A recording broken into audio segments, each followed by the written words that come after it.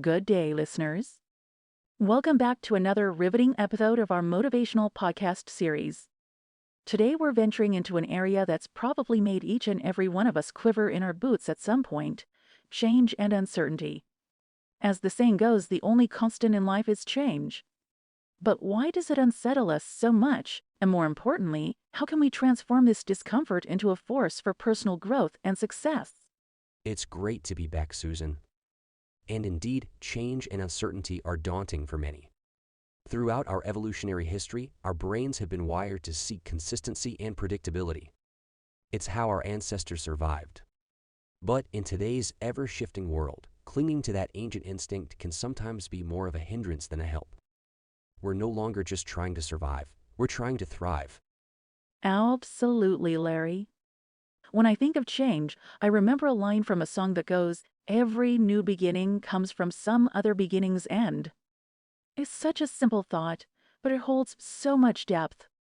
Every change, whether it's a career shift, the end of a relationship, or moving to a new city, brings with it a flurry of emotions: sadness, excitement, anxiety, hope. So true, Susan. And while it's natural to resist and fear the unknown, it's vital for us to recognize that change also brings opportunities. Opportunities to learn, grow, and reshape our paths. Embracing uncertainty allows us to be flexible and adaptable, two qualities essential in our modern world. Oh, absolutely. And for many, the idea of change and uncertainty brings about a fear of failure. We often think, what if I make a decision and it turns out to be wrong? But isn't it through our mistakes and missteps that we truly learn? You hit the nail on the head, Susan. Failure isn't the opposite of success, it's a part of it. The beauty of uncertainty is that it's a blank canvas. We get to paint our journey, and even if we don't like a few strokes, we can always repaint or adapt. It's all about perspective and being proactive rather than reactive. Proactivity. That's the key word. It's about taking control of our narrative, isn't it? Instead of being paralyzed by the fear of the unknown, we should be propelled by the possibilities it brings. But Larry, how can our listeners, who might be facing significant changes in their lives right now, harness this mindset? A fantastic question, Susan. First and foremost, we need to shift our mindset from seeing change as a threat to viewing it as an opportunity. This mental reframing is the first step to embracing change.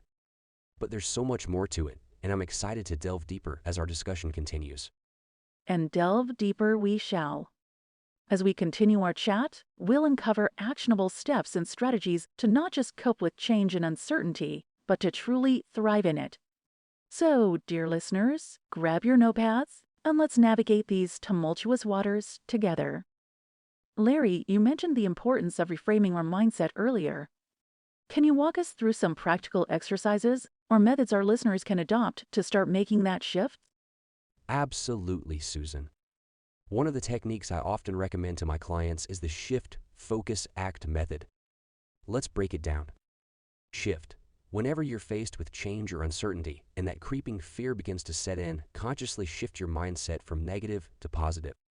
Instead of saying, "What if I fail?" ask yourself, "What if I succeed?" This simple reversal in thought can have a profound impact on how you approach the situation. Focus. After you've made the shift in mindset, focus on the present moment. A lot of anxiety stems from either dwelling on past or fearing the future. Use grounding techniques. Feel your feet on the floor, listen to the sounds around you, take deep breaths. Being in the present will help you assess the situation more rationally.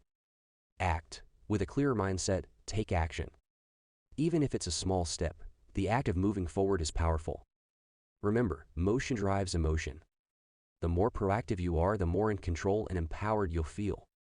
That's incredibly insightful, Larry.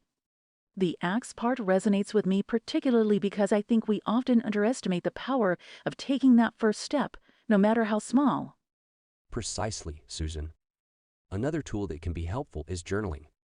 By putting our thoughts and fears on paper, we're able to externalize and evaluate them. It becomes easier to differentiate between genuine concerns and irrational fears.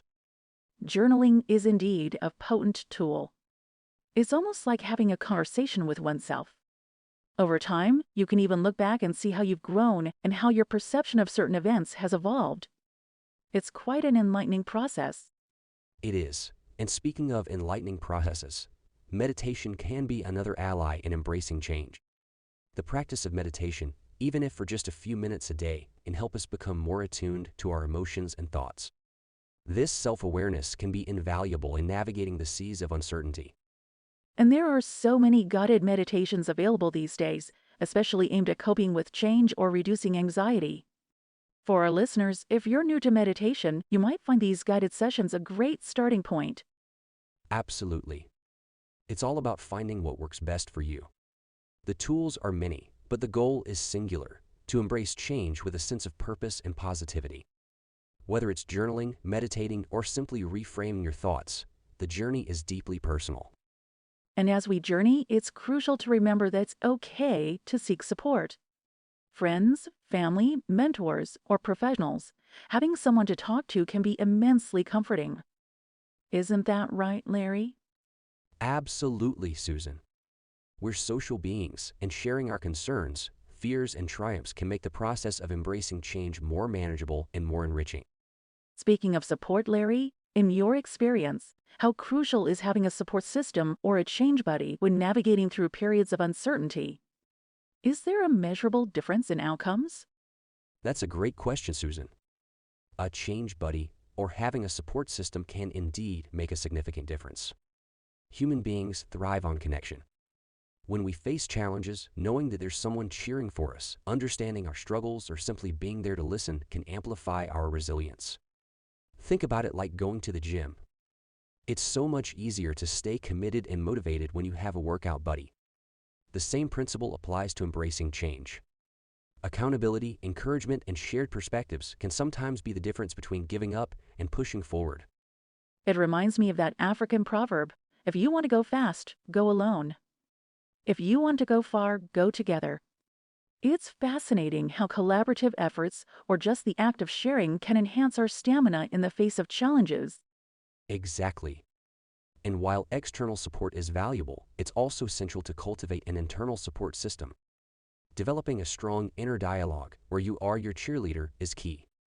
This internal system will be there even when external support might be lacking. True. It goes back to the concept of self-love and self-assurance. Would you say that these attributes play a role in how effectively someone can adapt to change? Absolutely. Adaptability to change often stems from a place of self-assuredness. If you believe in your capabilities and have a sense of self-worth, you are less likely to be swayed by external uncertainties. It's the whole idea of, I've got this, even if the world around you is shifting. And how can one cultivate this sense of self-worth and confidence, especially if they've been prone to self-doubt or have faced repeated setbacks? It's a journey, Susan. First, it's about recognizing that everyone at some point faces setbacks. These aren't a reflection of one's worth, but merely a part of the human experience. Second, small daily affirmations can be powerful. Tell yourself you're worthy, capable, and resilient. Over time, these words seep into your subconscious, and you start to believe them. Lastly, celebrate small wins. Every step forward, no matter how tiny, is progress. Celebrating them can build momentum and confidence. It sounds like a blend of internal dialogue, taking actionable steps, and being patient with oneself. Quite the recipe for cultivating resilience and embracing change. It is, Susan. And the beautiful part is that as you grow and adapt, you not only become better equipped to handle future uncertainties, but also inspire those around you to do the same. Larry, we've discussed personal experiences and individual techniques. But let's scale this up a bit. How does one lead a group, say a team at a company or a community, through change and uncertainty? It seems like an entirely different ballgame when collective emotions and stakes are high. You're spot on, Susan. Leading a group through change can indeed be challenging because you're not only managing your own reactions to uncertainty, but also guiding others through their emotions and responses. However, many of the principles we talked about still apply, just on a broader scale. First and foremost, communication is key. When changes are happening, rumors can fly and misinformation can spread, leading to unnecessary anxiety. It's crucial for leaders to communicate clearly, honestly, and frequently about what's known, and what's not known, and what's being done. That sounds like a daunting task, especially in situations where leaders might not have all the answers. Absolutely, and it's okay for leaders to admit that they don't have all the answers. Authenticity is important. People appreciate honesty. What they want to know is that they're being considered in the decisions being made and that there's a plan in place, even if it's evolving. Another aspect is empathy. Leaders need to be in tune with the emotions of their team.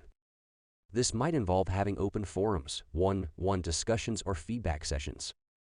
Creating a safe space where team members feel heard can significantly help in easing anxieties.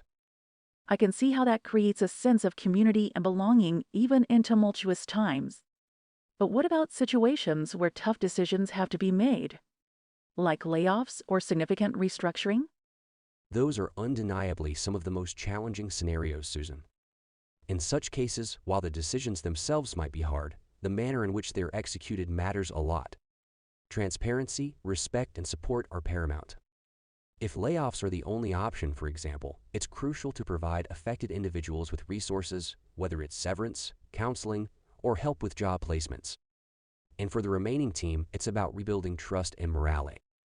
This might involve workshops, team building exercises, and regular check-ins to ensure everyone feels supported and aligned with the new direction. It's evident that whether individually or collectively, navigating through change requires a blend of emotional intelligence, effective communication, and actionable strategies. Absolutely. And whether you're leading yourself or a team through change, the essence remains the same. Understanding, compassion, and a clear vision are the cornerstones of navigating uncertainty successfully.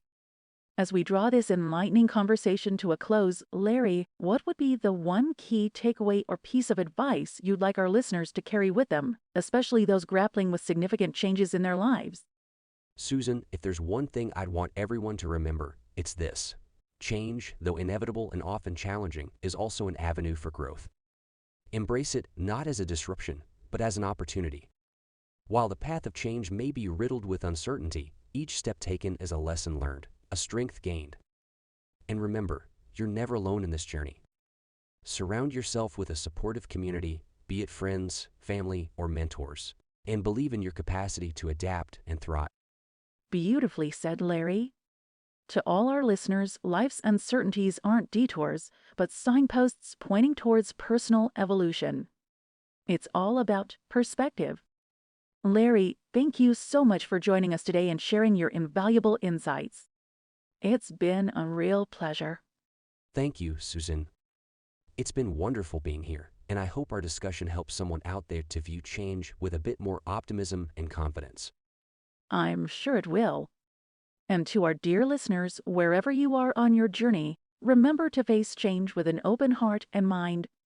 Until next time, keep growing, keep evolving, and most importantly, keep moving forward.